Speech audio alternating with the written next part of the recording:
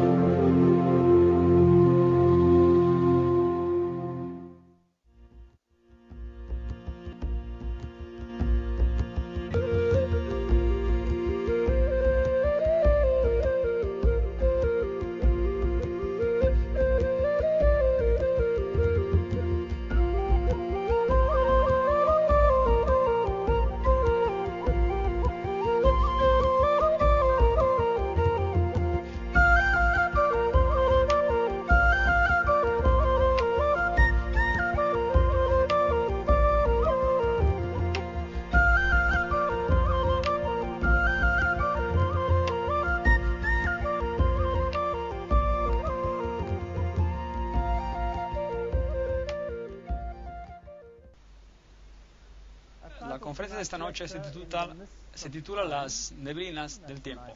Y este es un bonito fondo nublado allí. Las neblinas del tiempo es una conferencia sobre Daniel capítulo 2.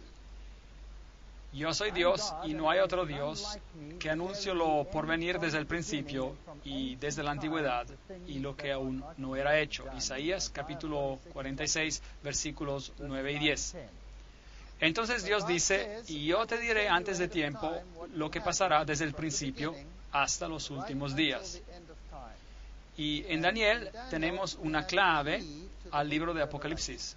De hecho, los libros de Daniel y Apocalipsis van mano a mano. El simbolismo que encontramos en el libro de Apocalipsis es de hecho tomado de toda la Biblia, pero las imágenes son tomadas del libro de Daniel específicamente. Jesús dice en Mateo 24, cuando se le preguntó acerca de las señales del fin, que debemos estudiar el libro de Daniel en particular. Y declara eso en Mateo 24. Y por supuesto, en el libro de Apocalipsis también dice, bienaventurado el que lee y los que oyen las palabras de esa profecía. Entonces, los libros del tiempo final, aquellos que tienen un bosquejo a lo largo de la historia y nos revelan eventos mientras ellos se cumplen, esto lo encontramos en estos grandes libros de la Biblia. Así que Dios declara, yo soy Dios y no hay otro semejante a mí, que anuncio lo por venir desde el principio y desde la antigüedad lo que aún no era hecho. O esto es así o no lo es. Ahora, hay muchos símbolos simbólicos, digamos, usados en la Biblia, y podemos confundirnos mucho si no aplicamos los principios correctos a lo que estamos escuchando.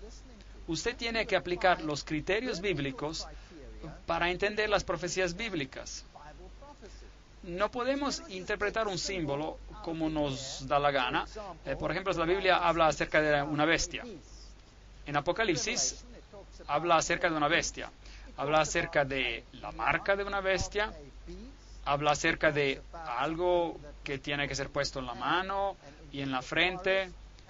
Y eso representa la marca de la bestia, por ejemplo. Bueno, ¿qué es la bestia? Podemos pensar lo que queremos con la palabra bestia. Ustedes podrían decir, como muchos en el mundo dicen hoy día, la bestia es una computadora. Algunos hasta dicen cuál es. Dicen que es una computadora en Bruselas, en Bélgica. Bueno, ¿dice la Biblia que las bestias son computadoras? ¿Sí o no? Para interpretar, tiene que limitarse a criterios bíblicos. La Biblia usa símbolos de animales, por ejemplo, se usa leones y osos y cosas como estas. Ahora, hay equipos de deportes que son conocidos como leones. En las Islas Británicas, el equipo de rugby es conocido como los Leones. Entonces voy a interpretarla en la Biblia que el equipo británico de rugby va a jugar un rol importante en los tiempos finales, solo porque se llaman leones o los osos. De hecho, ese es otro equipo de deportes. ¿Será eso un criterio? Claro que no. Tenemos que usar criterios bíblicos para poder tratar con símbolos bíblicos. Así que he juntado un pequeño diccionario de términos proféticos que están definidos en la Biblia. Y tenemos que usar la Biblia, las definiciones de la Biblia. Por ejemplo, linos blancos son justicia, Apocalipsis 19, verso 8. El lino blanco que vistes representa la justicia de los santos. Una trompeta o un viento son símbolos de guerra en la Biblia, Apocalipsis, Jeremías 49, 36. Ahora, eso en un sentido profético. Prostitución. Me pregunto cuántos sermones han sido predicados acerca de las mujeres libertinas y la prostitución y todas esas cosas cuando en verdad Dios usa la palabra prostituta en un sentido profético, refiriéndose a la idolatría, siendo infiel a Dios. Y hay un número de textos indicados aquí, los cuales muestran que la idolatría es prostitución. Dios dio también una lección enigmática para Israel. Tuvo un profeta que se casó con una prostituta para dar una ilustración sobre la infidelidad del pueblo de Israel hacia su Dios. Aguas y mares en la Biblia representan naciones cuando se está hablando en un sentido profético. Las aguas que viste son pueblos y naciones y multitudes y reyes. Apocalipsis 17, verso 5. Una mujer en la Biblia es una iglesia. Efesios 5, 22 a 24. Segunda de Corintios, Jeremías, Isaías, Oseas, Juan. Todos ellos se refieren a este simbolismo de una mujer representando a la iglesia. Cristo es el novio, la iglesia es la novia. Sión es un símbolo del pueblo de Dios. Isaías 51, 16. Y una bestia, en la Biblia, en sentido profético, es un reino. Daniel capítulo 7, verso 17 dice, y las bestias que vistes son reinos o reyes. Y un rey representa un reino. Entonces, no se está hablando de un equipo de fútbol o de una computadora, pero de un reino. Eso es. Así que si alguien tiene la marca de la bestia, entonces esta será la marca de un reino. Eso es lo que significa. No puede significar otra cosa. Tenemos que quedarnos con el significado de la Biblia. Un cuerno en la Biblia también representa un rey o un reino. Así que de un reino pueden levantarse un número de cuernos. Eso significa que el reino se desintegrará y muchos reinos se levantarán de ese reino. Una roca en la Biblia, la roca en la Biblia es Jesús. Eso es lo que cantamos en nuestro canto lema al comienzo. Ahora, hay una guerra entre el bien y el mal en este planeta. Y si alguien no cree en esto, prenda su televisión y échale un vistazo. Y verá que hay una guerra entre el bien y el mal. Hay una guerra sobre cada persona en este planeta, ya sea que lo reconozcamos o no. Ahora, una pequeña historia clave en la Biblia es Daniel, el capítulo 2, donde el rey Nabucodonosor tiene un sueño. Y este sueño, él sueña de ciertos eventos que se desarrollan, pero él se olvida del sueño. Y entonces se encuentra muy confundido y el profeta finalmente le explica el sueño. Y en ese sueño podemos informarnos sobre puntos muy interesantes de la historia y del tiempo. Ahora, Nabucodonosor también es conocido como Nabucodonosor, fue el fundador de la Gran Babilonia, el fundador original de Babilonia, por supuesto fue Nimrod, y luego la ciudad tuvo un periodo de grandeza bajo Hammurabi, y después Nabucodonosor la construyó haciéndola la gloria de los caldeos, la ciudad más grandiosa que jamás haya existido sobre la faz del planeta. Entonces, Nabucodonosor estaba muy orgulloso de sus logros personales. Jerusalén fue destruida por Nabucodonosor en el 586 a.C. Y durante este tiempo se llevaron presos a Babilonia. Y entre ellos estaban, por supuesto, los hebreos fieles como Daniel y sus amigos. Y aquí vemos un relieve de los cautivos siendo llevados a Babilonia como esclavos. Muchos de ellos, cuando los detuvieron, se los hicieron eunucos para servir al rey. Pero bueno, para ser eunucos por el resto de sus vidas, sin tener el honor o el placer de tener hijos. Así que esos eran tiempos horribles en esos días. Estos jóvenes, de acuerdo a la historia bíblica, se los inscribió en los institutos de estudios superiores, fueron a la universidad y estudiaron el lenguaje y estudiaron la sabiduría de los caldeos. Bab y Lu es el lugar del palacio de verano de Nabucodonosor. Aquí está, por ejemplo. Y la palabra Babel tiene una connotación muy interesante. Bab-el. Bab es una puerta, un portal, y El es Dios. Entonces la palabra Babel significa un portal a Dios. Ahora, la Biblia dice que hay alguien más que se llama a sí mismo la puerta, y ese es Jesucristo. Él dice, yo soy la puerta. Entonces Jesús está diciendo, yo soy el Bab, la puerta, el portal, por la cual uno debe entrar al reino de los cielos. Jesús dice, yo soy la puerta y nadie viene al Padre sino que por medio de mí. Entonces, Él es la puerta, la entrada al cielo. Bab-el representa otra entrada, otra puerta por donde uno trata de escalar al cielo por otro camino, otra puerta.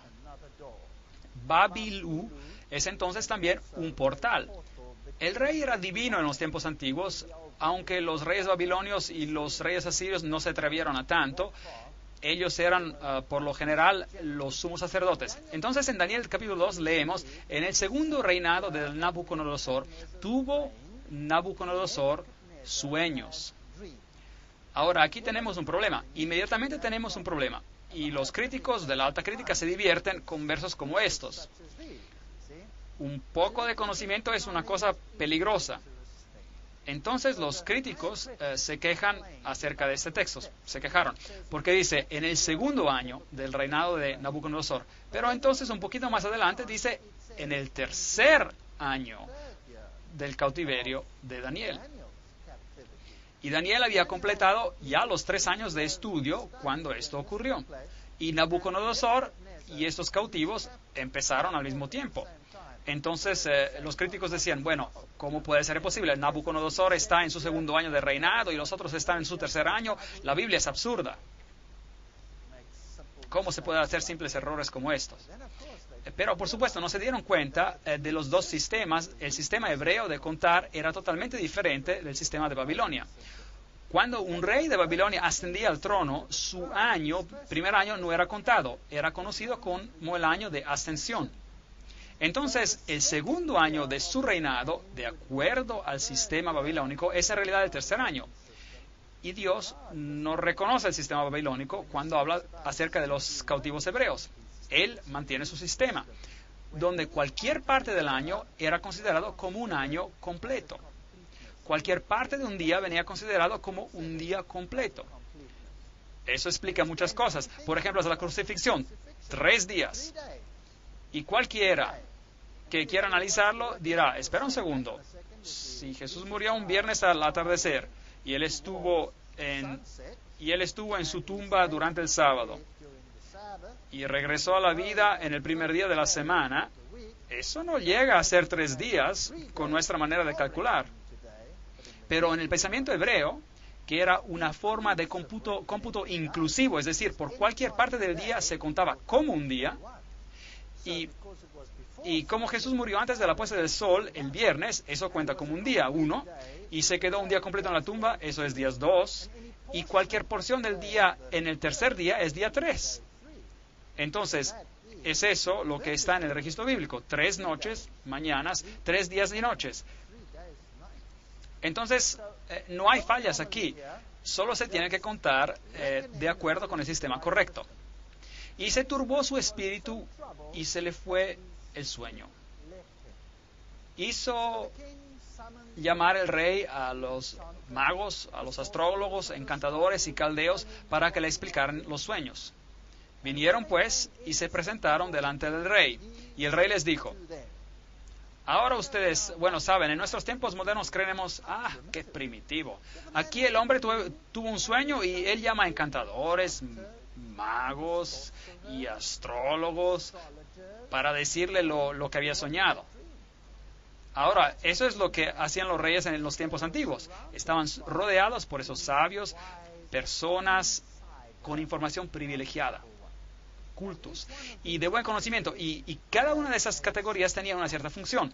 El encantador, por medio de hechizos, descubriría lo del sueño. El mago era un ocultista profundo y usaría comunicación con el mundo del oculto para descubrir. El astrólogo miraría a las estrellas y le dirían lo que tenía que hacer. ¿Es una costumbre tan antigua o todavía sigue viviendo hoy, en el día, en nuestro siglo? ¿Sí o no? ¿Presidentes en los Estados Unidos hacen uso de ese sistema? ¿Sí o no? Ronald Reagan no hacía ningún movimiento sin consultar a todas estas categorías.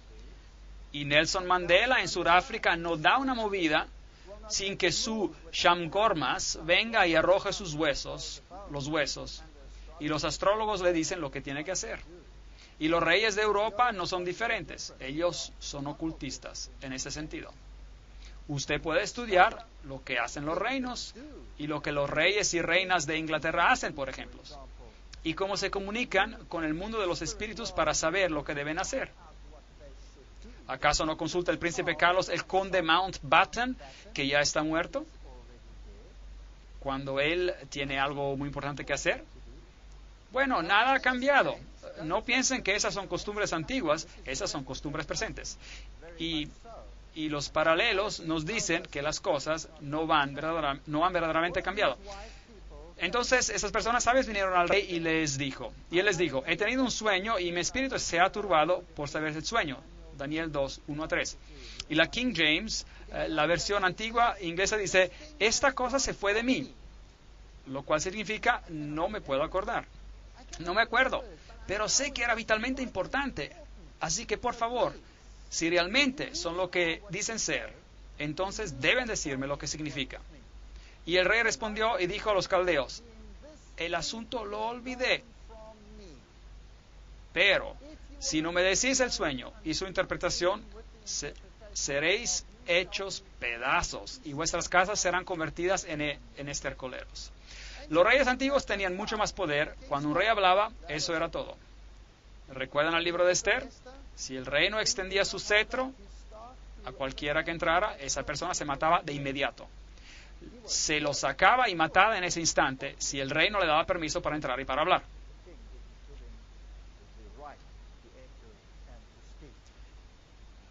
El versículo 10 dice, los caldeos. Ahora, ¿quiénes son los caldeos? Los caldeos eran los eruditos, los que eran altamente educados, los astrónomos, los antes. Y tenemos caldeos hoy en día. Algunas órdenes religiosas concentran los más intelectuales, los más cultos en el mundo, en ciertos órdenes, que de hecho después administran muchas de nuestras universidades.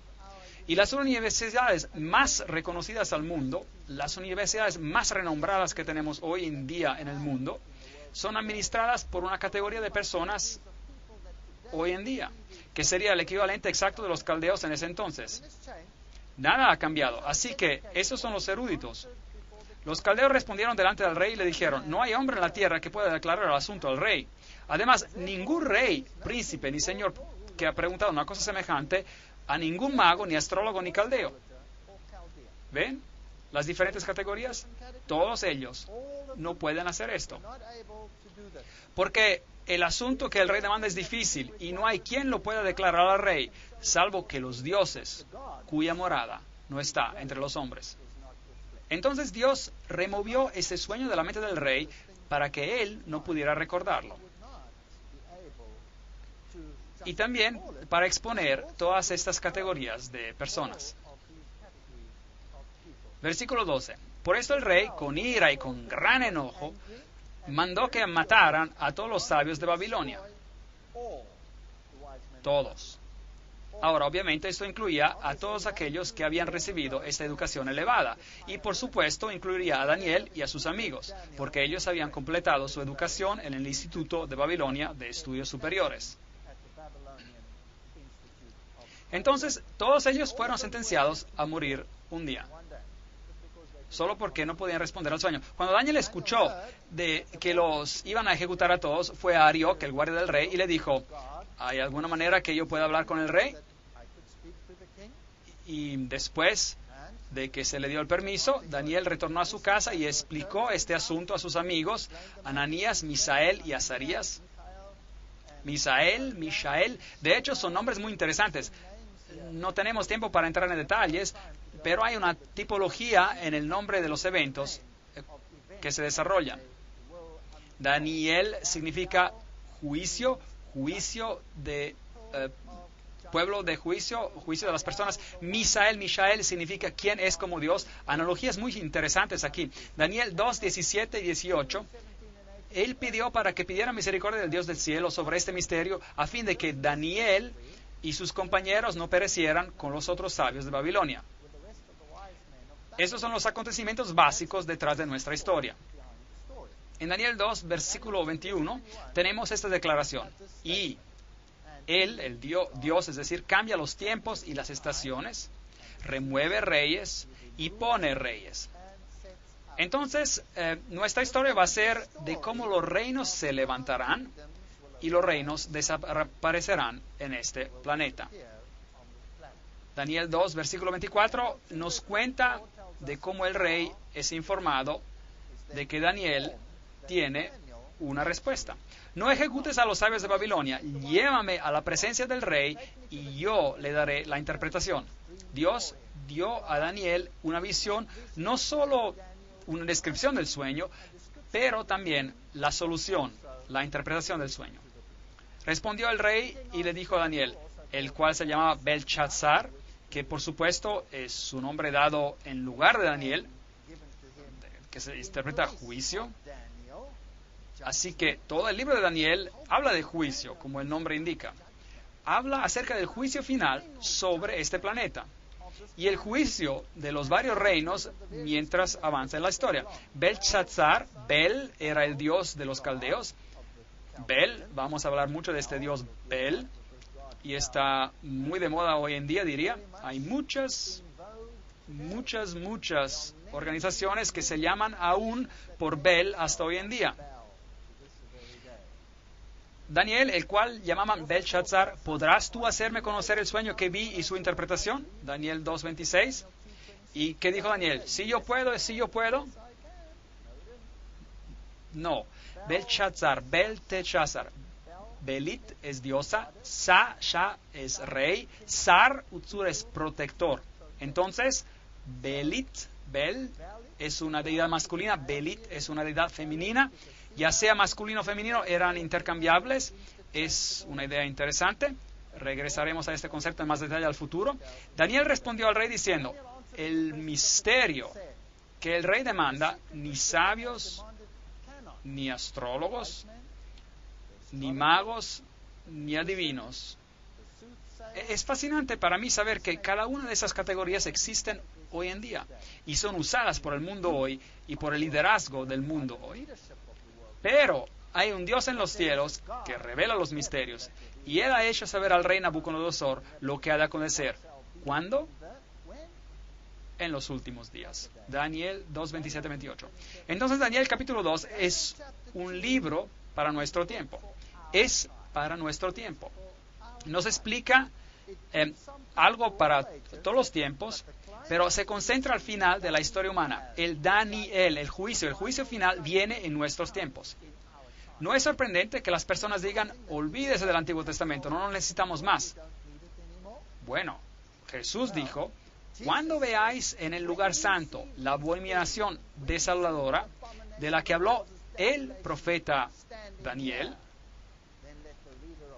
El que lee, entienda. Hablando acerca del futuro, Jesús mismo nos indica el libro de Daniel y concierne nuestro tiempo. Y Daniel no toma el honor, él da el honor a Dios. Vean, hay dos sistemas religiosos en este planeta. Un sistema está centrado en el hombre y el otro está centrado en Dios. Y esa es la batalla para el alma de cada persona en este planeta. Y se sorprenderá de quién hoy en día promueve una religión centrada en el hombre. Se sorprenderá. Los pondré en la pantalla uno después del otro para usted mientras seguimos con las conferencias. Daniel 2:29. Estando tú, rey, en tu cama, te vinieron pensamientos por saber lo que había de suceder en lo porvenir. Y el que revela los misterios te mostró lo que ha de ser. Y esto es básicamente lo que él soñó. Él vio una estatua con la cabeza de oro, los brazos de plata, y esta cabeza de oro era muy asombrosa. 2 brazos, caderas de bronce, piernas de hierro, 2 piernas, y luego los pies de hierro y barro. Y luego él vio una roca que venía hacia la tierra, golpeó a la estatua y la destruyó. Y golpeó en los pies. En ninguna otra parte. Golpeó en los pies. Bueno, ¿qué significa este sueño? Bueno, la Biblia es tan buena que nos dice exactamente lo que significa para que no tengamos que adivinar. Tú, rey, veías en tu sueño una gran imagen. Esta imagen era muy grande y su gloria muy sublime. Eso es lo que él soñó. Y viste esta roca venir. Daniel 2, versículos 32 al 33. La cabeza de esta imagen era de oro fino, su pecho y sus brazos de plata, su vientre y sus muslos de bronce, sus piernas de hierro, sus pies en parte de hierro, en parte de barro cocido. Así que el sueño miraba hacia el futuro y también trataba de los últimos días. Estabas mirando hasta que una piedra se desprendió, note cuidadosamente, sin que la cortara mano alguna. Así que esta intervención no es una intervención humana. Pero ¿qué clase de intervención? Es una intervención divina. Hirió a la imagen, la piedra, en sus pies. Por favor, sea muy cuidadoso. No hiere la estatua en los muslos. ¿Están conmigo? No hiere la estatua en la cadera. Ahora, ¿por qué enfatizo eso? ¿Acaso es importante? Sí, parece de ser muy importante. Sistemas religiosos enteros en el mundo tienen una estatua que hiere, que es herida en las caderas. Cuando la estatua no fue herida en la cadera, la roca hiere los pies. La roca no hiere los muslos. Y con esta simple analogía, ya la mitad de las religiones cristianas en el mundo tienen algo equivocado, seriamente equivocado. Bueno, eso es lo que la Biblia dice. Búsquelo por usted mismo. Hiere la estatua en los pies de hierro y barro y los desmenuza. Daniel 2, 34. ¿Y quién es esta roca? Obviamente, si no es una intervención humana, es una intervención divina. Así que si usted está esperando alguna ayuda de alguna superpotencia, cualquiera sea esa nación, le tengo malas noticias. La intervención final es una intervención divina. Es la segunda venida de Cristo. Entonces, fueron desmenuzados. También el hierro, el barro cocido, el bronce, la plata y el oro. Ahora, aguarde un momento.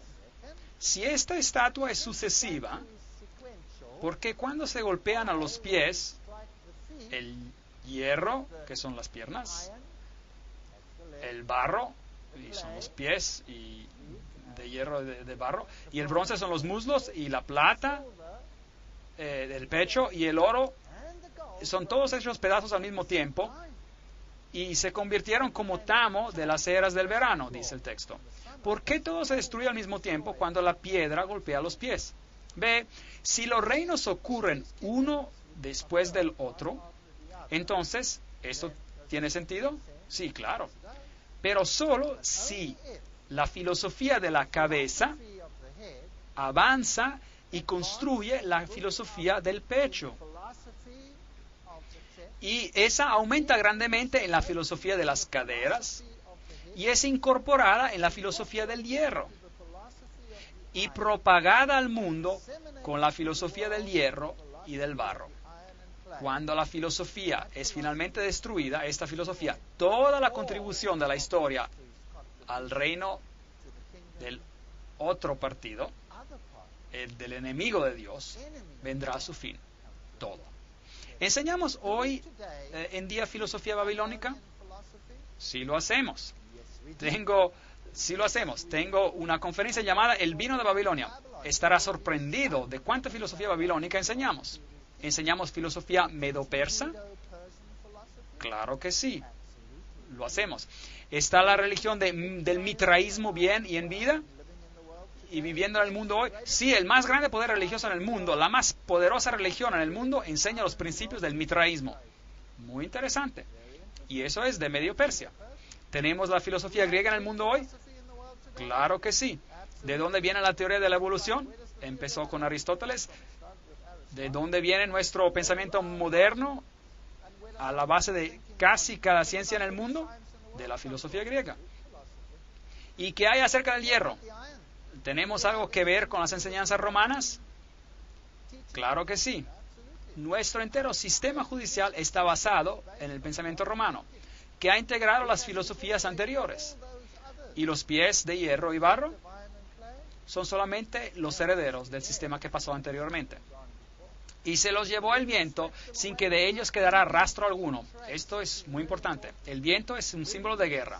Esta guerra final destruirá totalmente a los reinos de la tierra. Pero la roca que destruyó a la estatua se convirtió en una gran montaña. La montaña es un símbolo en la Biblia de un reino. ¿Y cuánto llenó la tierra? Toda la tierra. No habrá naciones diferentes como las que tenemos hoy. Así que usted tiene sus esperanzas en una de ellas, de estas naciones, olvídelo. Esta profecía dice que no. Daniel 2, 35. Isaías 65, 17. Porque he aquí que yo crea nuevos cielos y nueva tierra. De lo pasado no habrá ni memoria, ni vendrá el pensamiento. Y luego Daniel interpreta el sueño.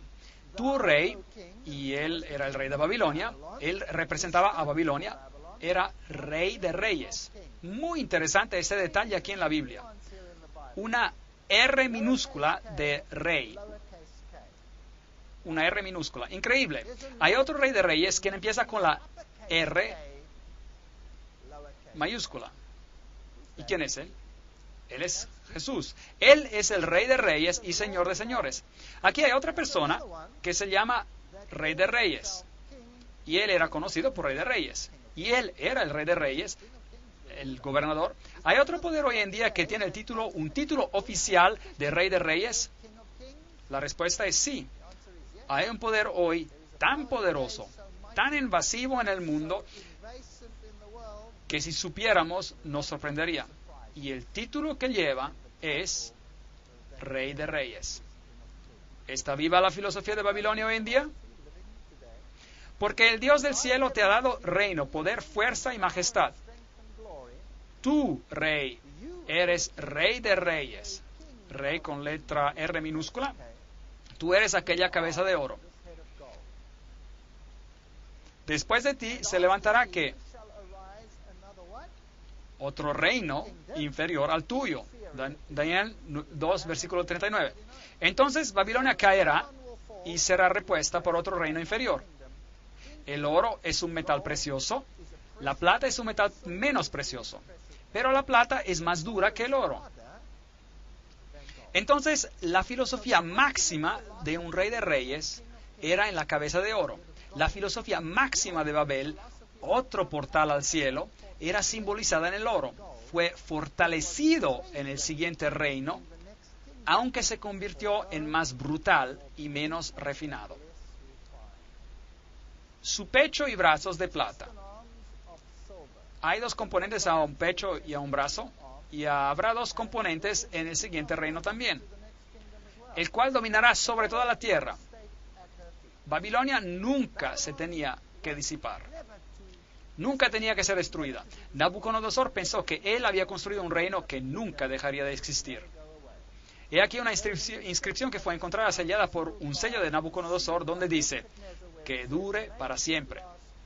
Él no podía pensar en un reino que sería destruido.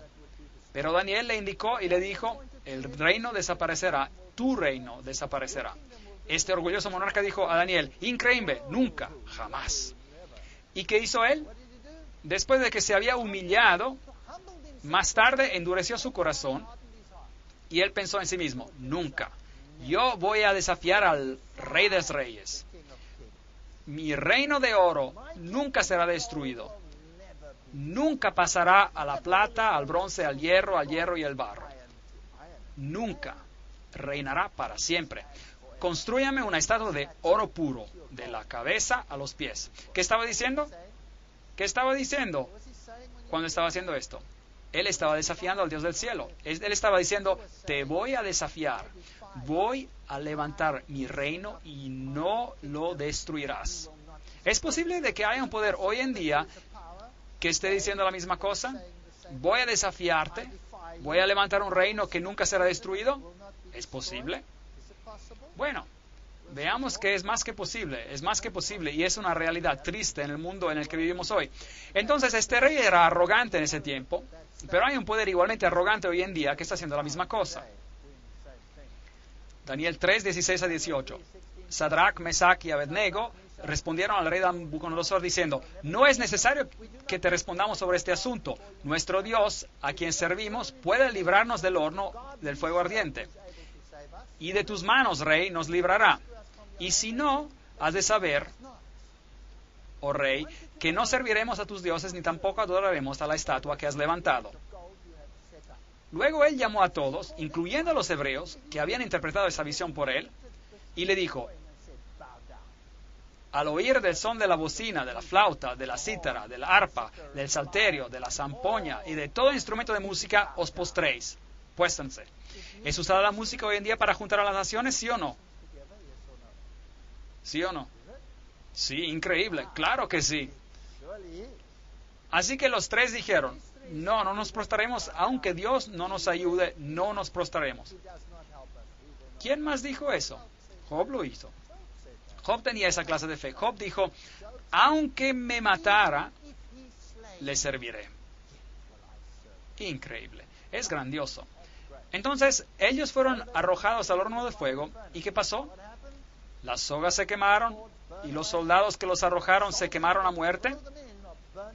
Y Daniel 3:26, entonces Nabucodonosor se acercó a la puerta del horno del fuego ardiente y dijo, Sadrach, Mesach y Abednego, siervos del Dios Altísimo, salid y venid.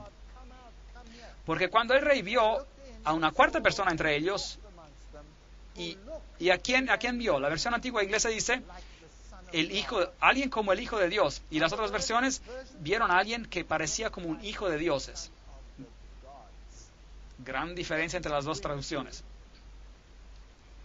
Daniel 3:28, y Nabucodonosor dijo, bendito sea el Dios de Sadrach, Mesach y Abednego, que envió a su ángel y libró a sus siervos que confiaron en él, los cuales no cumplieron el edicto del rey y entregaron a sus cuerpos antes de servir y adorar a otro Dios que su Dios. Entonces la historia nos cuenta de que Nabucodonosor fue humillado.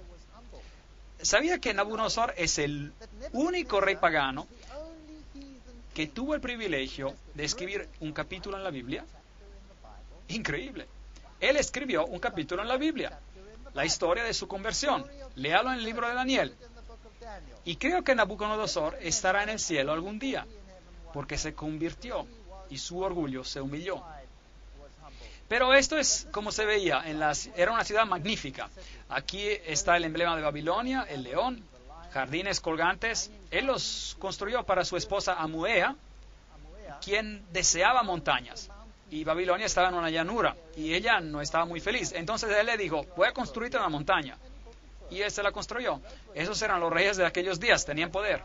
Aquí hay la puerta famosa de Ishtar, que todavía se pueden encontrar en el Museo de Pergamum en Berlín. Hermosos relieves de piedras originales.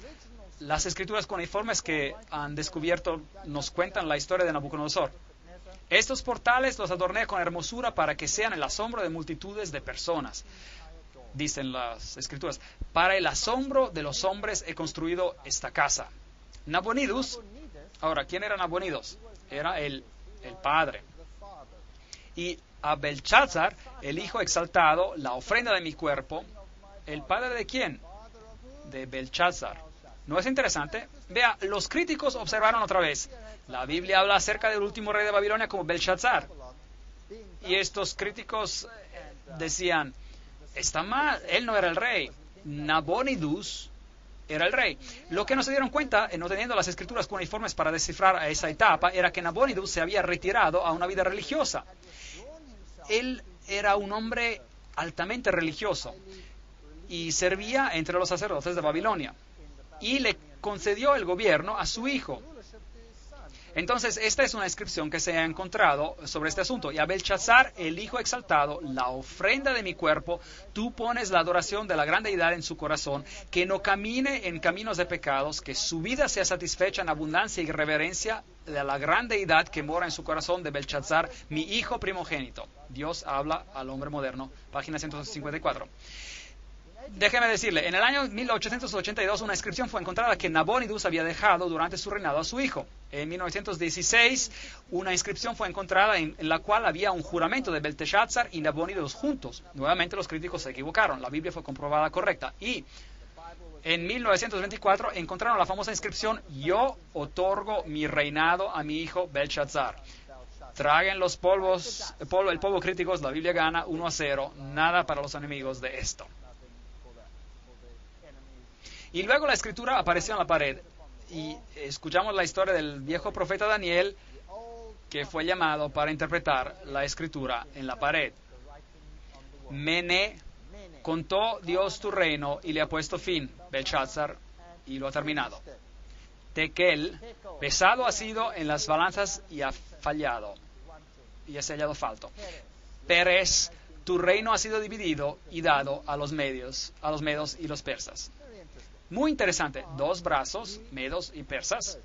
Y el profeta interpreta una escritura escrita por un dedo en la pared.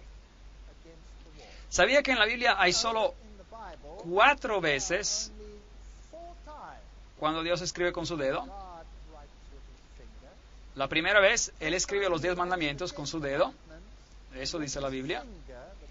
Y los escribió en 2 tablas de piedra, y luego Moisés las quebrantó cuando bajó y encontró a los israelitas en idolatría, y luego labró a nuevas piedras y nuevamente Dios escribió con su dedo lo que él había escrito en las primeras tablas. Y luego aquí en Babilonia, a la caída de Babilonia, Dios escribió con su dedo. Entonces Dios quería asegurarse de que todos se dieran cuenta de que Él traería a Babilonia a su fin. Lo escribió con su dedo. Y en el tiempo del fin, la Biblia nos dice que hay otro rey de Babilonia, en el libro de Apocalipsis, el cual vendrá también a su fin. De la misma manera. ¿Y cuál es la cuarta vez cuando Dios escribe con su dedo? Jesús escribió con su dedo en la arena. Interesante. Ese es el único registro que tenemos de Jesús escribiendo algo con su dedo. Babilonia no quiere. Jeremías 51:9. Curamos a Babilonia, pero no ha sanado. Apocalipsis 2:21. Yo le he dado tiempo para que se arrepienta, pero no quiere arrepentirse. Hay una Babilonia antigua y hay una Babilonia moderna. ¿Quién es la Babilonia moderna? La Biblia nombra a Ciro 150 años antes de su nacimiento. El profeta Isaías en el capítulo 45 dice: así dice Jehová a su ungido, a Ciro, al cual tomé yo por su mano derecha para sujetar naciones delante de él y a desatar lomos de reyes para abrir puertas delante de él, puertas que no cerrarán. Isaías 45:1. La Biblia predice que este rey Ciro vendría y liberaría. La Biblia lo llama el ungido. ¿Sabía que la Biblia usa esta terminología para Ciro y la usa para Jesús? Entonces, este rey pagano aquí, quien trae a Babilonia a su fin, es usado como símbolo, como tipo del gran rey que vendrá y dará su fin a Babilonia en los últimos tiempos. Es una analogía muy interesante, muy interesante. El cilindro de Ciro, con toda la historia de él, en escritura cuneiforme de cómo ocurrió. Yo soy Ciro, rey del mundo, el rey grande y justo, el rey de Babilonia, el rey de Sumer y Akkad, el rey de los 4 puntos del mundo, hijo de Cambises. Cuando entré a Babilonia como amigo y ascendí al trono entre ánimos de alegría y espectáculo maravilloso en el palacio del gobernador, mis soldados innumerables vagaron a Babilonia en paz y en sinceridad. Yo prohibí hostigamiento, acoso y terror por todo Sumer y Akkad. Me esforcé por mantener paz en Babilonia y en todas las otras ciudades. Abolí el trabajo forzado por respeto a los ciudadanos de Babilonia, lo cual era contra su estado social, y ayudé a restaurar las casas destruidas, las acomodé nuevamente con lugar pasible. Patos y palomas, traté de preservar sus hábitats. Ve, Dios va a restaurar todas las cosas también. El ejército marchó por debajo de las puertas de Babilonia, fueron dejadas abiertas, el río se apartó porque Dios cambia tiempos y estaciones y remueve reyes y levanta reyes. Y es Él quien da sabiduría al sabio y conocimiento a aquellos que no entienden. Y eso llegó a su fin al reino de Babilonia. El siguiente reino que gobernará la tierra, los medos persas, vinieron a continuar después de Babilonia. En Daniel capítulo 2, versículo 39, leemos acerca de este reino. Después de ti se levantará otro reino, y luego un tercer reino de bronce, el cual dominará sobre la tierra. Ese es el siguiente. Estuve persuadido de que no había nación, ciudad o personas donde su nombre no alcanzara. Me parece que hubo de haber una mano divina dirigiendo ambos su nacimiento y acciones. Librería Histórica, libro 16, capítulo 12. Entonces la Biblia describe el levantamiento del imperio de los medos persas y su caída delante de este poderoso rey Alejandro el Magno, quien destruiría este ejército. Sabía que Alejandro derrotó a los medos persas con un ejército de solo 45,000 soldados, y los medos persas tenían un ejército de 1,000,000 de soldados. Él los aplastó. Él era un gran estratega y sabía exactamente lo que estaba haciendo. Así que el imperio griego siguió después del imperio medo-persa. Y el imperio de los medo-persas añadió a la región de Babilonia. Tomó la región de Babilonia, la refinó en el sistema mitraico, el cual se pasó a la siguiente generación. Y el mitraísmo luego reaparece más tarde en prominencia dentro de la religión de la élite de Roma. Historia muy interesante. Pero la filosofía de los griegos es la gran fundación para muchas filosofías en el mundo hoy. Entonces los griegos siguen después del imperio de los medo-persas. Finalmente, después del imperio griego, Daniel 2:40, y el cuarto reino será fuerte como el hierro. Ahora, si miramos a los soldados a cómo estaban en los días antiguos, Grecia y Roma, son una comparación muy interesante. Aquí está la armadura de los soldados griegos. Note que son de bronce. Esa es su armadura, usaban bronce. Y luego vino el soldado romano. Aquí hay un legionario romano. ¿Y cuál era su armadura? Hierro. ¿No es interesante? Hasta este simbolismo es fascinante. Entonces cambiamos de bronce a hierro y el legionario tenía una armadura fantástica. Tenía este pequeño cinturón aquí en el frente para proteger, y el escudo que protegía a los soldados y los hombros de los soldados. Y esta es una espada corta y gruesa. Eran una fuerza tremenda los soldados. Y por supuesto el poder de Roma no tenía igual. El hierro es más duro que el bronce y Roma era poderosa, más poderosa que los griegos. Aquí hay algunas de las ruinas del Imperio Romano.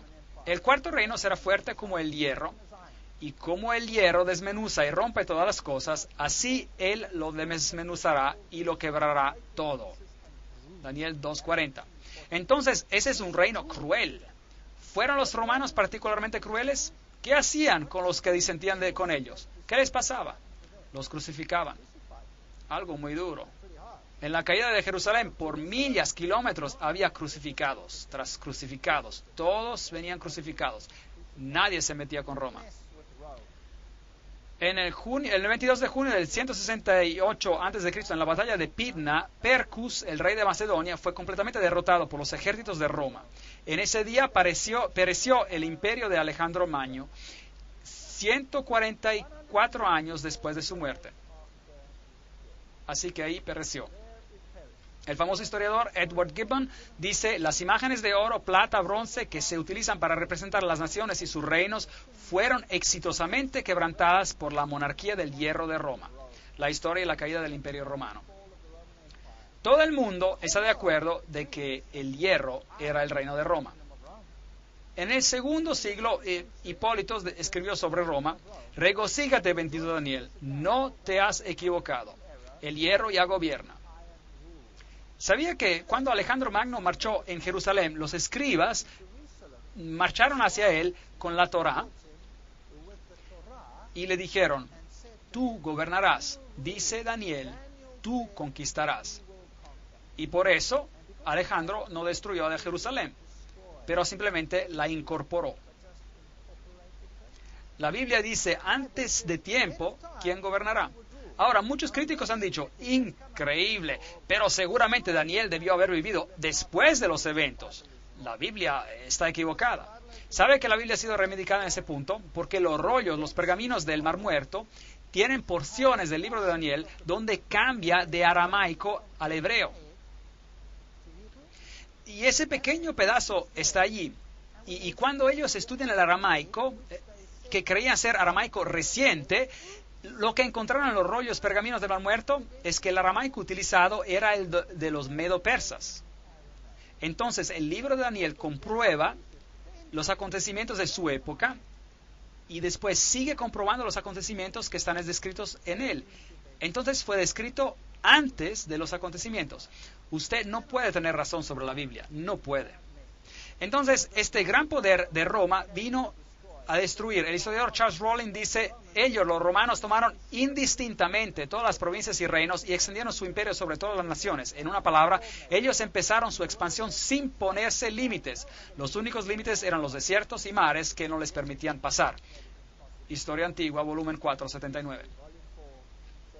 Entonces, desde el 168 a.C. hasta el 476 después de Cristo, Roma, la monarquía de hierro, gobernó suprema. Ahora, hay dos piernas de hierro. Eso es interesante. Roma fue dividida en dos partes: el imperio del este y el imperio del oeste. Y el emperador, por muchos años, después de Constantino, gobernó desde el este del imperio en bizantino, y él gobernó todo el reino. Pero la Roma del oeste siguió otro camino.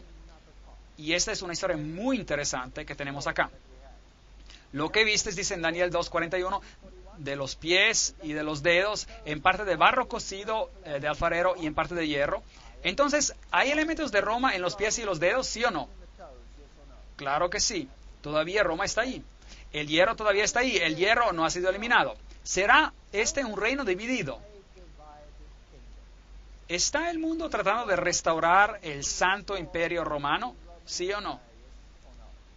¿De qué se trata la unificación de Europa? ¿Ha pensado en eso? Entonces, este será un reino dividido. Daniel 2:42, y por ser los dedos de los pies en parte de hierro y en parte de barro cocido, este reino será en parte fuerte y en parte frágil. ¿Ha comprobado la historia que las naciones de Europa eran a veces fuertes y a veces débiles? Y a veces uno gobernaba un país y después otro. ¿No fue una vez Alemania la más poderosa y después Francia y después Inglaterra? ¿Sí o no? ¿No gobernaron los daneses por un tiempo, etcétera, etcétera? ¿No era acaso el imperio austríaco poderoso por cierto tiempo? Claro que sí.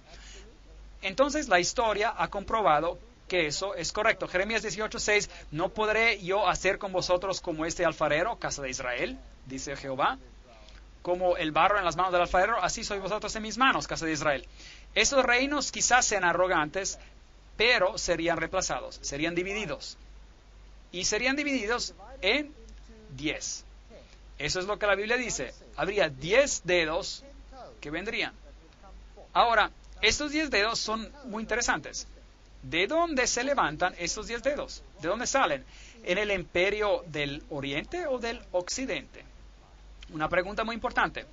Y la Biblia nos dice muy claramente que se levantaron del imperio occidental, del oeste, y que el imperio del oeste, occidente, ejercería una influencia sobre el mundo entero.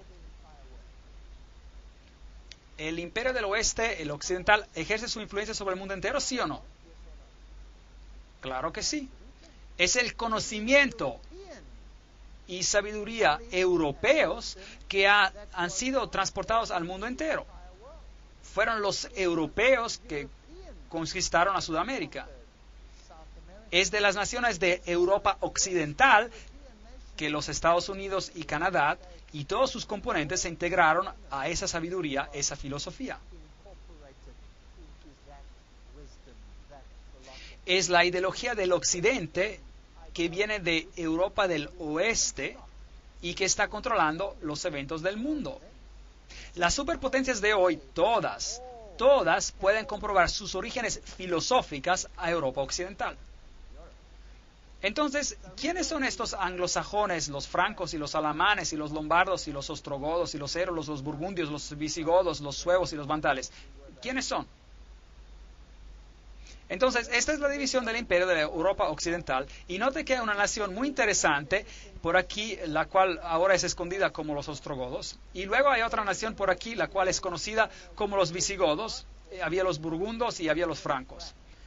Y los anglosajones y los francos y los romanos tuvieron una alianza muy fuerte en una etapa de la historia. Los ostrogodos y los visigodos tenían una religión un poco diferente que el resto de Europa. Y hubo muchas guerras que fueron peleadas sobre este asunto. Entonces los alamanes hoy son los alemanes son los remanentes de los alemanes, los suizos son los burgundios, los franceses son los francos, los italianos son los lombardos, los ingleses son los sajones, los portugueses son los suevos, los españoles son los visigodos. Pero 3 de ellos, los érulos, los vándales y los ostrogodos, son extinguidos. Desaparecieron. Se los quitó del mapa. Los ostrogodos, los últimos en desaparecer, una nación muy poderosa que controlaba todos los eventos en Roma, gobernaron sobre Roma misma. Los visigodos estaban en España y tenían una religión un poco distinta.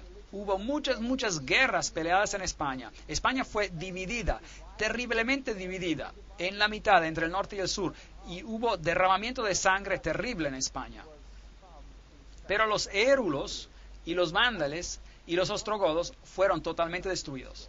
La historia trata de decirnos que estos 3 pueblos fueron destruidos porque tenían una filosofía ariana, que significa que ellos propagaban la idea de que Cristo no tenía divinidad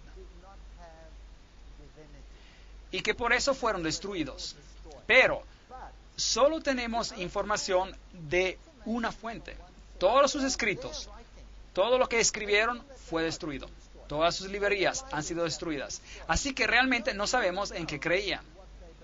De hecho, los ostrogodos probablemente recibieron su religión de Palestina y tenían una forma muy pura de cristianismo basado en la Biblia. Y es por eso que fueron destruidos. Pero no tengo tiempo para entrar a ese punto. Eso tomaría toda una conferencia, unas cuantas conferencias solo para este asunto. Así que concentremos en esta profecía. Así que como viste el hierro mezclado con barro, así se mezclarán por medio de alianzas humanas. Entonces, originalmente, cuando Roma cayó, fue dividida en 10 partes. 3 de ellas fueron finalmente destruidas. Y hoy tenemos lo que queda, y estos se mezclarían por alianzas humanas. Tratarían de reunirse por endogamía, matrimonio entre parientes. Pero se unirían el uno con el otro como el hierro no se mezcla con el barro. Pero no se unirían el uno el otro. Entonces, tuvimos grandes reyes de Europa tratando de reunir a Europa por medio de casamientos. Y por eso tuvimos a la reina Diana y al rey Federico tratando de hacer lo imposible para juntar a naciones. Así que aquí está el castillo de Federico en Dinamarca, donde los famosos reyes y reinas gobernaban. Daniel 2:43, así como vices el hierro mezclado con el barro, así se mezclan por medio de alianzas humanas, pero no se unirán el uno con el otro, como el hierro no se mezcla con el barro. Tenemos la famosa reina Victoria y el rey Cristián. ¿Sabían ustedes que la reina Victoria era totalmente no inglesa? ¿Sabían ustedes que ella era alemana? ¿Sabían que ella hasta habló en alemán en su lecho de muerte? Al estar muriendo, su lengua nativa le regresó. Ella era una reina alemana. Y el rey Cristián de Dinamarca y sus descendientes se mezclaron con alianzas humanas. Todas las naciones se unieron, todos estaban juntos. Entonces diferentes reyes trataron de reunir a los reinos. Aquí tenemos el Papa coronando a Carlos, el gran Carlomagno, el rey del Santo Imperio Romano, porque supuestamente él había logrado reunir a Europa. Y en cuanto se puso esa corona en su cabeza, el reino cayó y fue dividido. Entonces, por un momento, nuevamente se juntarían y luego se apartarían otra vez. Y así que los Carlos y los Luises y todos estos reinos de la tierra y los gran reinos trataron de reunir a Europa. Y luego vino este francés, Napoleón Bonaparte, y su hermano era el gran maestro de la masonería en España. Muy interesante. Él era el gran maestro. Y todos ellos tenían conexiones privilegiadas en este sentido. Y él quería reunir a Europa. Y en la batalla de Waterloo, bueno, él se encontró con su derrota. Es una historia muy interesante. Vamos a estar hablando acerca de esto en más detalle. Todo lo que escuchamos no es necesariamente verdad. Aquí Napoleón es llevado en exilio.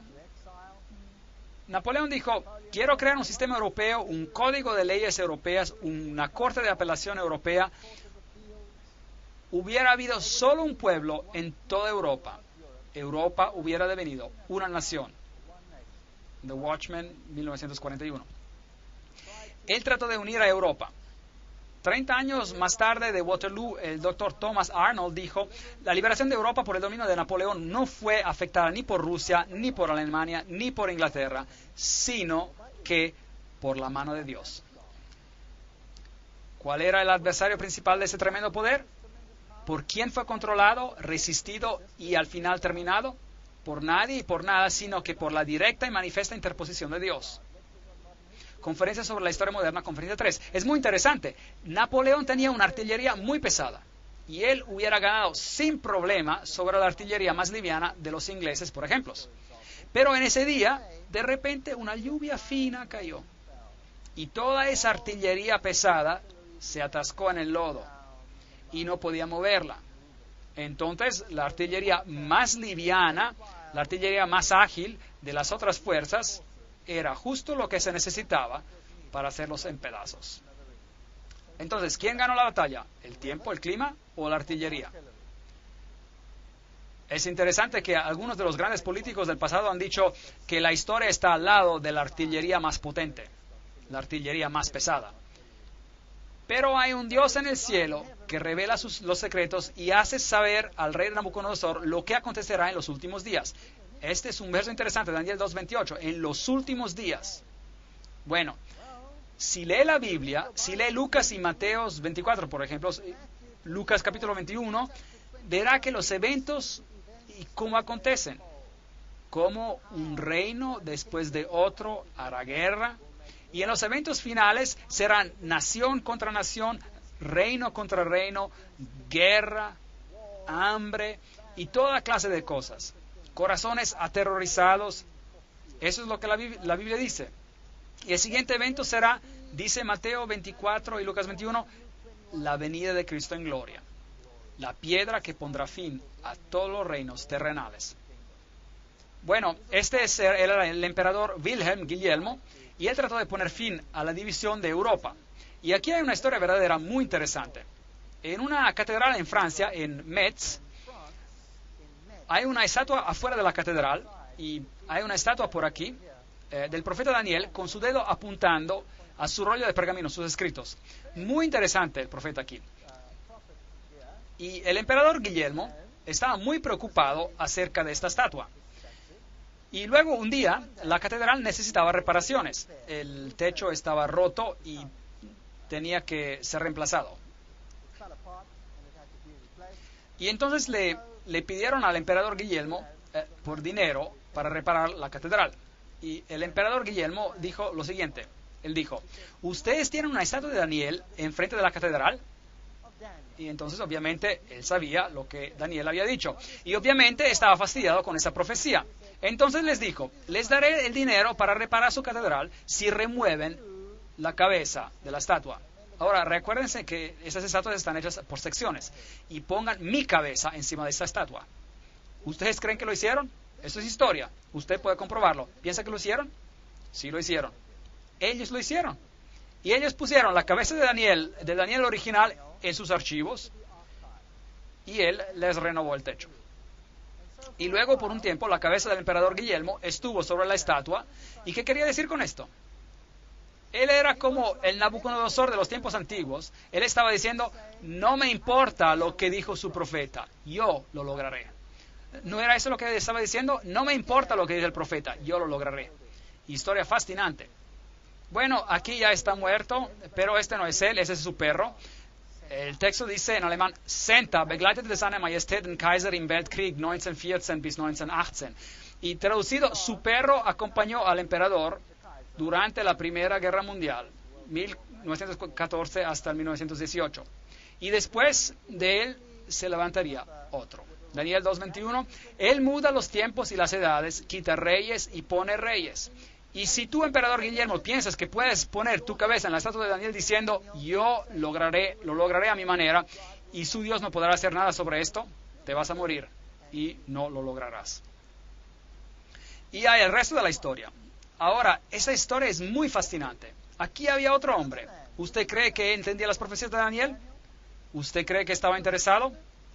Adolf Hitler estaba interesado en el mundo del oculto como nadie ante él. Había dos quienes estaban muy interesados en el mundo del oculto. Uno era Napoleón. Napoleón, de hecho, envió toda una división de su ejército a Egipto para encontrar algo de la origen del poder de Faraón que arrojó su vara y que se convirtió en serpientes. ¿Sabían esto? Y es Francia quien descubrió ¿qué? En Egipto, ¿qué? La piedra Rosetta, por medio de la cual todos los jeroglíficos han sido descifrados. ¿No es esta una historia asombrante? Y ellos estudiaron los secretos del poder de los egipcios y en el mundo oculto estos conocimientos han sido incorporados en los libros herméticos. Ellos estudiaron el origen de Ham, de Hermes, del hijo de Her y del hijo de Ham, y el conocimiento oculto, y compilaron un número de volúmenes, grandes volúmenes, sobre la historia de Egipto. Este hombre de aquí era un ocultista del más alto rango. Él era un iniciado, un iluminado en el sistema del oculto. ¿Sabían que la entera SS fue construida sobre principios ocultos? ¿Sabían eso? Y no es interesante que él envió una división entera ¿a dónde? A Egipto. Y que los arqueólogos alemanes fueron los que hicieron las grandes excavaciones bajo la protección del general Rommel. Y allí el conocimiento privilegiado se juntó sobre los principios ocultos. Principios que rigen muchos de los reyes y gobernadores de hoy. Vamos a hablar acerca de algunas cosas muy interesantes en esas conferencias.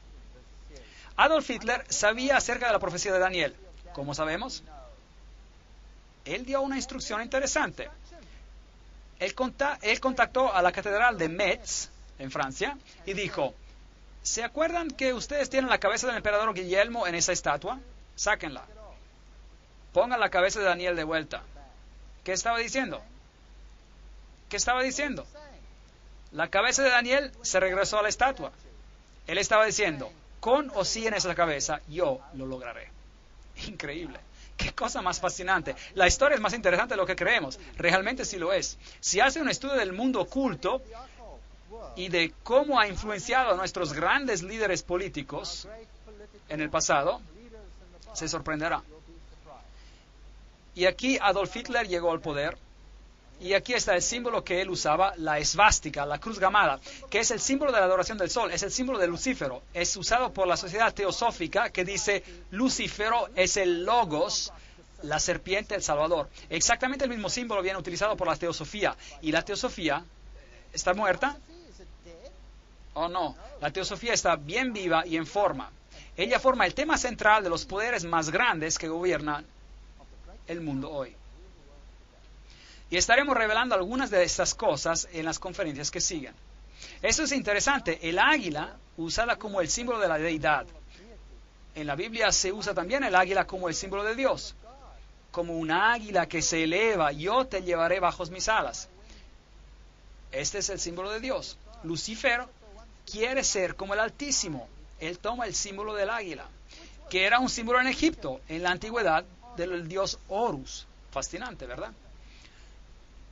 Y aquí está, el águila, con una esvástica, una cruz gamada. Y la esvástica, la cruz gamada, puede ser dirigida hacia la izquierda o la derecha. Y si es a la mano izquierda o a la mano derecha no hay diferencia. Representa el Dios en su forma malvada o en su forma de luz o en su forma femenina o masculina. No importa cuál uno use. Sociedades secretas hoy utilizan la misma esvástica con su imagen reflejada, invertida, y dicen, es otra imagen, pero no es otra imagen. El budismo usa este símbolo. El budismo, el pie de Buda tiene la esvástica, la cruz gamada, bajo cada dedo del pie. Es solo una imagen reflejada, invertida, pero no hay diferencia. Es solo el otro sexo de la deidad que se está siendo honrada. Entonces, ¿qué está pasando aquí en el mundo? Hay una agenda detrás de las escenas. ¿Qué significan verdaderamente este círculo y esta esvástica, esta cruz gamada? Con respecto a la Primera Guerra Mundial, Winston Churchill dijo, después de la Primera Guerra Mundial de 1914, de hecho, Winston Churchill era un miembro de una fraternidad secreta, ¿sí o no? Sí lo era. ¿No es fascinante? Stalin era un miembro de una fraternidad secreta, ¿sí o no? Sí, bueno. Bueno, a lo mejor la historia no es tan aburrida como usted pensaba, ¿no es cierto? Siempre pensé que la historia era aburrida cuando era joven, pero hoy la encuentro fascinante, juntando las piezas, increíble. Con respecto a la Primera Guerra Mundial, Winston Churchill dijo, después de la guerra de 1914 hubo una convicción profunda y una esperanza casi universal de que la paz gobernaría al mundo. El libro de la tempestad, antes de la tempestad, página 3. Después de la Primera Guerra Mundial, eso es interesante. Bueno, ¿tuvo éxito alguno de estos gran gobernadores? Sea el emperador Guillermo o Napoleón o los Luis o Carlos o Hitler, ¿tuvieron éxito? No. Europa era más dividida después de la guerra que antes. Pero esa división era engañosa, como veremos. Luego las murallas cayeron y imperios empezaron a derrumbarse. Y los grandes líderes del mundo, los Lenins y los Stalins, que habían matado a sus millones por razones clandestinas, de repente esos imperios se derrumbaron. Die Mauer muss fallen, la muralla debe caer. Todos estos grandes líderes, desde Lech Walesa, a esta dama aquí, Thatcher, a Khrushchev y a Gorbachev, y las reinas, pertenecen a órdenes secretas, ¿sí o no? ¿Quién es la cabeza de los Bilderberger? ¿Quién es la reina de los Bilderberger? Aquí está. Eso es muy interesante. ¿Existe una fundación Gorbachev con su central en Nueva York? Sí existe. Cosas muy interesantes. Y después la policía secreta soviética, el KGB, se derrumba. Un símbolo se derrumba. ¿Realmente se derrumba? ¿Quién gobierna Rusia hoy? ¿Quién es la cabeza? ¿Quién es la cabeza de Rusia hoy? Putin. ¿Y qué era él? Era la cabeza del KGB. ¿Ve? ¿No es interesante? Entonces bajaron a un símbolo y las personas piensan que la opresión ya se fue, pero en realidad no se ha ido, solo ha tomado otra apariencia. Es como un camaleón, cambia de color, pero en la esencia no cambia. ¿Y el Dios del cielo está mirando? Sí. Sí, claro, Él está mirando. Él nos dijo antes de tiempo que esto ocurriría y Él nos dijo en gran detalle. La Unión Soviética ya no existe, 3 repúblicas se unen, Gorbachev es ya algo del pasado, Bush necesita tiempo para recuperarse, y etcétera, etcétera. Leyendo el futuro de Europa, podemos sobrellevarnos en las manos del pueblo. Es más que dinero, la unión monetaria, mares de problemas, tormenta monetaria destruye la unidad europea. Leland Stove dijo, a la humanidad se le ha dado una sentencia suspendida, pero estos días de gracia son terriblemente pocos. En cuanto nos queda tiempo, página 343. El Dios del cielo levantará un reino, el cual nunca será destruido. Desmenuzará en pedazos y consumirá todos estos reinos, y Él reinará por siempre. Ahora, quiero que piense seriamente esta noche, todos los que están aquí presentes. ¿Está el mundo predicando que estamos avanzando hacia un reino de paz? ¿Sí o no? Sí. Pero será un reino terrenal. ¿Dónde quieren levantar un reino final de paz? ¿Allá en algún lugar en Jerusalén? Bueno, están peleando acerca de esto. ¿Qué dice Dios? ¿Pondrá un fin a qué? ¿A cuántos reinos en esta tierra? A todos. Es lo que Dios dice. A todos ellos. Y Él establecerá su reino. ¿Usted cree que Él necesita los ejércitos del mundo para lograrlo? Todos los que cayeran en esta piedra serán quebrantados. Y sobre quien ella caere, la piedra le desmenuzará. Es lo que la Biblia dice. Porque enjugará Dios toda lágrima de los ojos de ellos, y ya no habrá más muerte, ni habrá más llanto, ni clamor, ni dolor, porque las primeras cosas ya pasaron. Apocalipsis 21:4. No debemos ser engañados creyendo que los poderes de esta tierra van a conseguir el objetivo por el cual están peleando. No lo lograrán. Llegarán a su fin. Parecerá como si casi llegaron a lograrlo. ¿Cómo sabemos eso? Porque la Biblia lo dice. La Biblia dice, cuando digan paz, paz, ¿cuándo dirán eso de las naciones? Cuando parezca que hayan logrado su objetivo, ¿no es cierto? ¿Qué dice la Biblia que acontecerá? Una destrucción repentina. ¿Y de dónde vendrá esa destrucción? Vendrá de Dios. ¿Y por qué el Dios del cielo tiene que intervenir para destruir esa unidad final? ¿Por qué tendría que hacer eso? Porque es una unidad basada sobre un sistema oculto. Es una unidad contra Dios. Es una unidad de anticristos contra Cristo. Es una cosa de miedo. El mundo está terriblemente engañado hoy. Necesitamos estudiar esas profecías cuidadosamente y analizarlas y aclararlas para ver matices más finos, para que no seamos engañados como un predicador que se para y dice a lo mejor, el anticristo vivió en el pasado, él era un rey griego, su nombre era Antíoco Epifanios IV, pero él fue destruido por una roca. Pero la roca golpea los pies, no golpea los muslos, no golpeó a ningún rey griego. Daniel capítulo 8, Daniel capítulo 9. Cuidado cómo interpretamos la profecía. No podemos dar una vuelta equivocada a estos asuntos. Cristo retornará, la roca de todos los siglos. Versículo 35. Y la piedra que golpeó la imagen devino una grande montaña. Y la montaña, la Biblia, es un reino. Y llenó toda la tierra. Dios mismo levantará un reino. El sueño es verdadero y fiel su interpretación.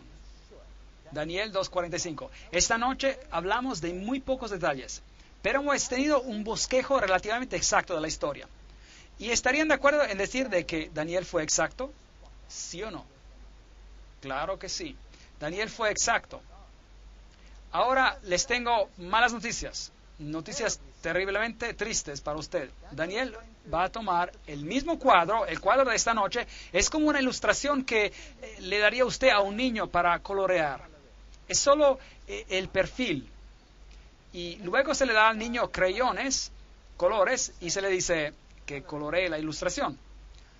Ahora, en nuestra siguiente conferencia estudiaremos Daniel capítulo 7. Y vamos a colorear la ilustración, así por decir.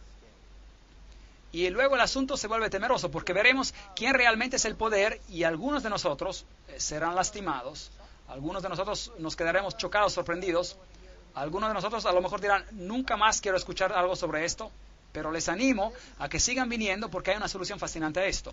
¿Sabía que el libro de Apocalipsis toma esta última gran batalla entre el bien y el mal, que de hecho es una batalla secreta? Es una batalla secreta. ¿Sabían que las primeras palabras que Jesús usó cuando le preguntaron cuáles serán las señales de tu venida y del fin del mundo? La primera cosa que él dijo fue, cuidado, que nadie os engañe. El engaño es el nombre del juego. Es como funciona. Hay lobos vestidos en pieles de ovejas engañando al pueblo de Dios. ¿Está el mundo siendo guiado a un camino lleno de flores, fielmente siguiendo y pensando que está haciendo algo bueno, cuando en realidad están siendo guiados al foso del infierno? ¿Es posible? Si creemos en los profetas y si los estudiamos cuidadosamente, y aunque duela, y créanme, yo he estado al otro lado del asunto, y cuando estudié la profecía me dolió, y mi familia se quedó dolida, y hubo baldes de lágrima. Y ahora tengo baldes de esperanza, porque Dios me ha mostrado, y ha mostrado a todos en el mundo, por medio de su palabra, y la palabra es el único lugar donde podemos encontrar esperanza, que hay esperanza. Pero Él también ha dado un bosquejo sobre el engaño de nuestro tiempo, y debemos saberlo. Hay un pequeño grupo de personas aquí esta noche, muy pequeño grupo de personas. Todo el mundo necesita saber lo que es esta decepción.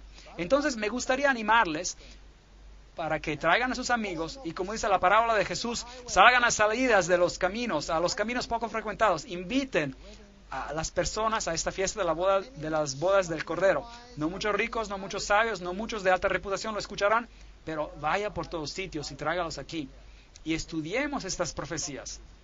Y yo les hago una promesa solemne.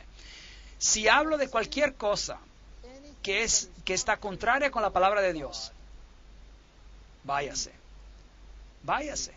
Si no está según la palabra, váyase. Compruebe cada palabra que digo. Ponga todo a prueba. Use la palabra de Dios como filtro para lo que yo digo. Y si usted me puede mostrar que estoy equivocado, cambiaré. Lo prometo. Yo no quiero hacer nada que no esté en línea con la voluntad de Dios. Ese es mi reto. Vamos a atenernos a la palabra de Dios y veremos exactamente lo que está pasando en nuestros tiempos. Es más temeroso de lo que usted piense. Pero tenemos una esperanza, porque el Dios del cielo levantará un reino que nunca será destruido. Y estamos justo frente a la puerta. Y me gustaría que usted sea parte de ese reino. Que todos, y que Dios los bendiga y los guarde hasta que nos juntemos para colorear el episodio de Daniel, capítulo 7.